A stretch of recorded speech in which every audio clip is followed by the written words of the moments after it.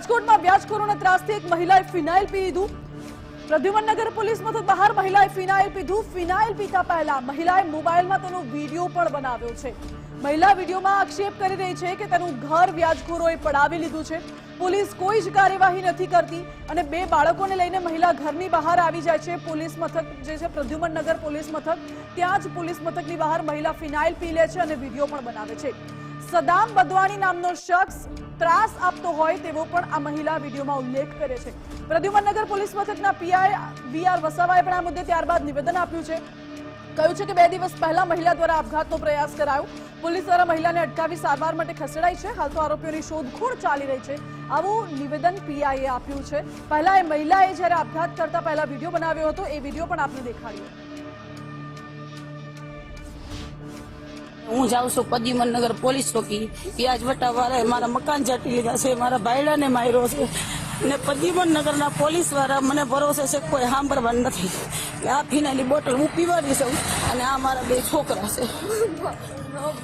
મને કાંઈ થઈ જાય તો એનું નામ છે સદામ જાવીદ। પોપટપરામાં જ એ લોકો રહે છે। મેં હાંજે પોલીસ વાળાને ફોન કર્યો, કોઈએ મારું કાંઈ સાંભળ્યું નથી।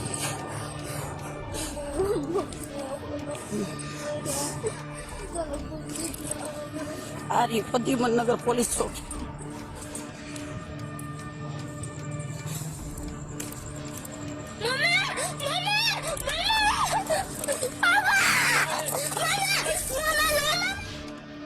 આ વિડીયોમાં મહિલાએ વિડીયો ઉતારીને ફિનાઇલ પી લીધું અને બાળકોની ચીસો અહીં સંભળાઈ આવે છે, પરંતુ ત્યારે એવું લાગી રહ્યું હતું કે શું પોલીસના કાને આ ચીસો નથી સંભળાતી।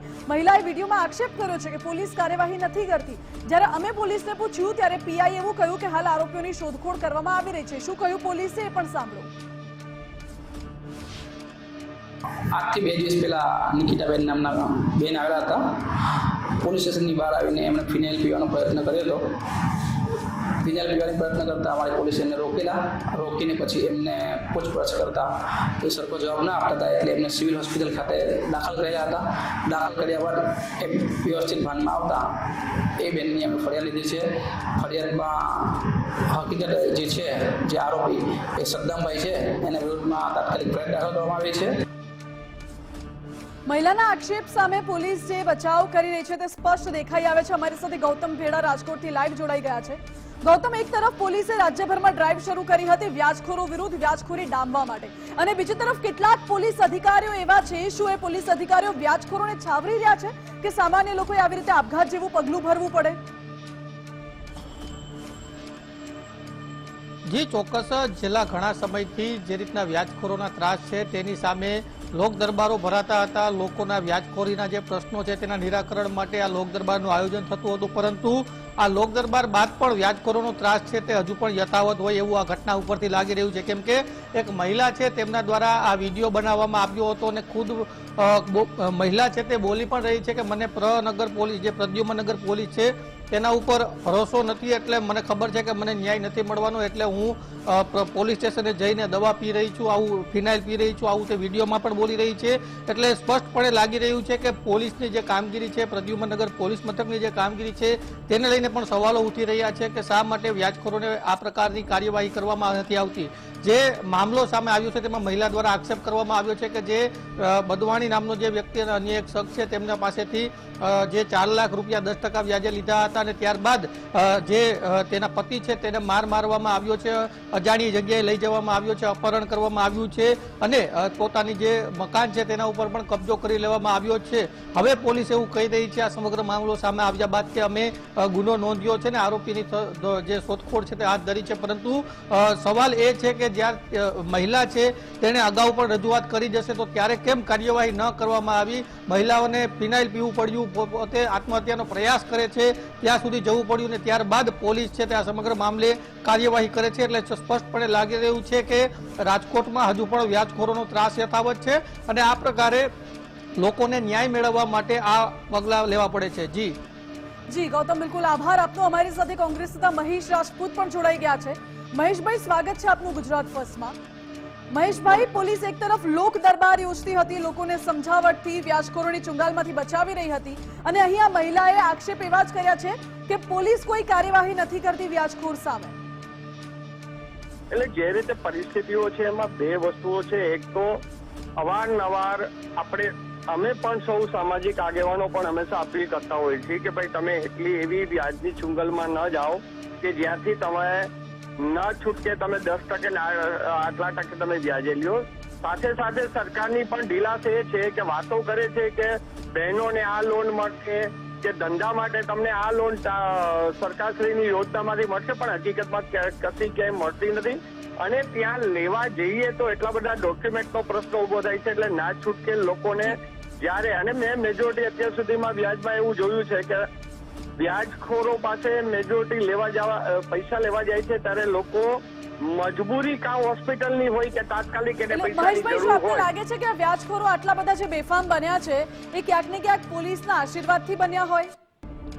કોઈ પણ ગુનેગાર ત્યારે જ મોટો ગુનેગાર બને અને ત્યારે જ વ્યાજખોર છે એ આટલા બધા પોલીસ દ્વારા પણ જ્યારે આવા લોકમેળાઓ થાય, લોકોને બોલાવે અને છતાં કરતા હોય, એનો મતલબ એ કે કાં પોલીસની રહેમરા હોય અને કાં એની સરકારનો ટેકો હોય તો જ આટલી બધી કરી શકે, બાકી કોઈ ન થઈ શકે.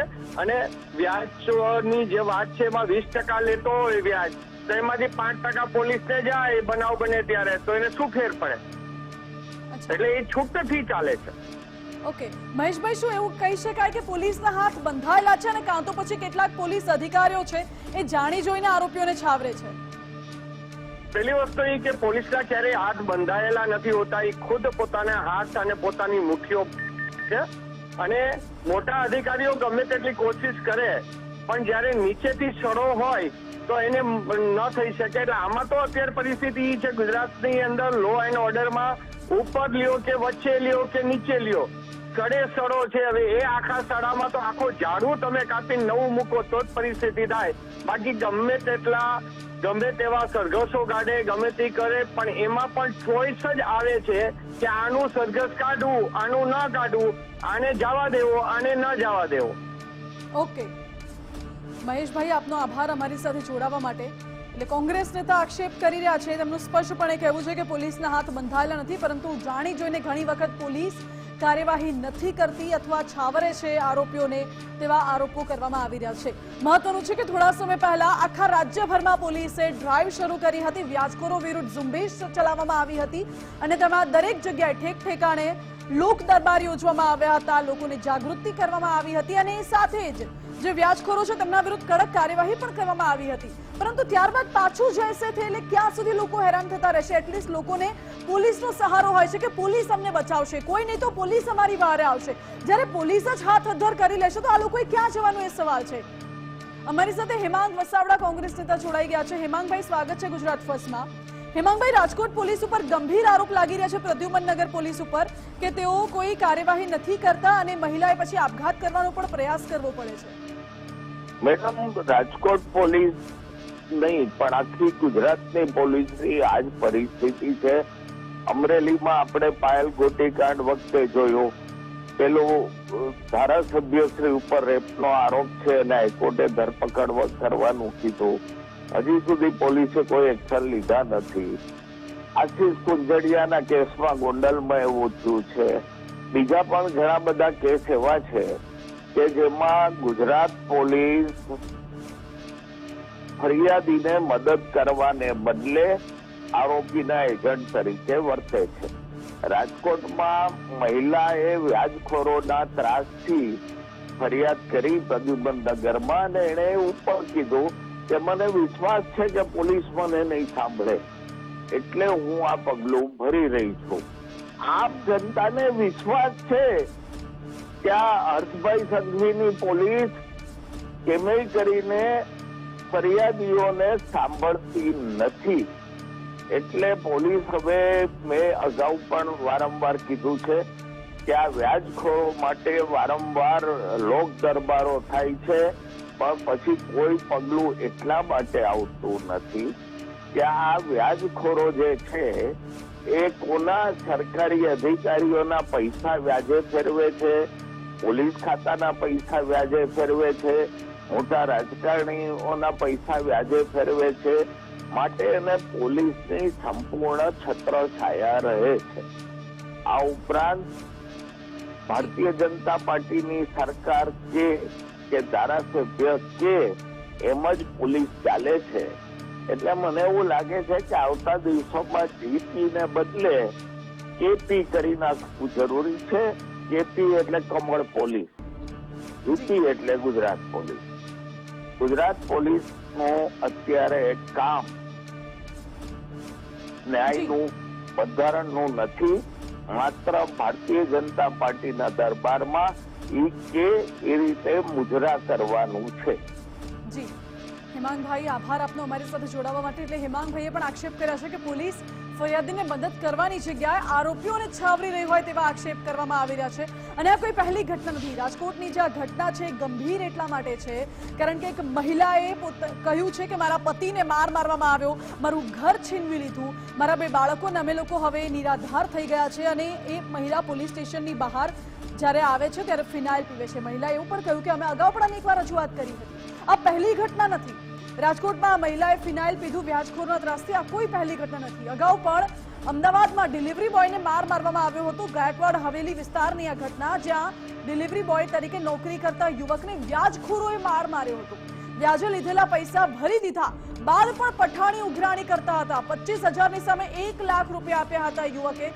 છતાં પણ આરોપીઓ વ્યાજખોરો એ યુવકને હેરાન કરતા હતા અને વારે વારે પઠાણી ઉઘરાણી કરતા હતા. અગાઉ સુરતમાંથી પણ સમાચાર હતા, જ્યાં દંપતીએ ઝેરી દવા પી આત્મહત્યાનો પ્રયાસ કર્યો હતો. એ દંપતીએ જીવન ટૂંકાવવા સુધીનું પગલું ભરી લીધું.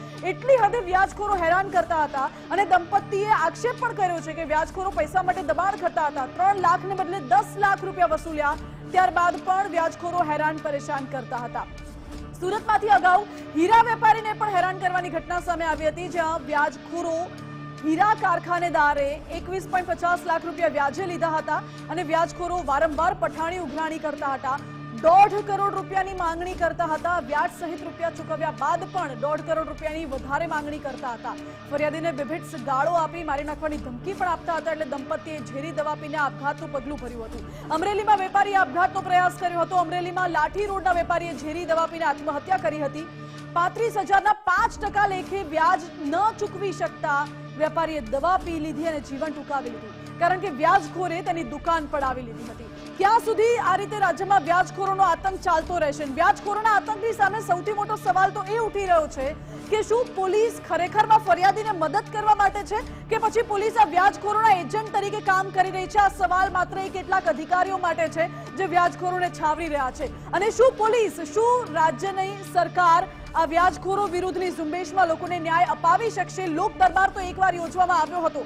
હવે આગામી સમયમાં પણ શું આ રીતે લોક દરબાર યોજશે અથવા વ્યાજખોર વિરુદ્ધ ઝુંબેશ ચલાવવામાં આવશે અથવા આ લોકોને ન્યાય અપાવી શકશે પોલીસ?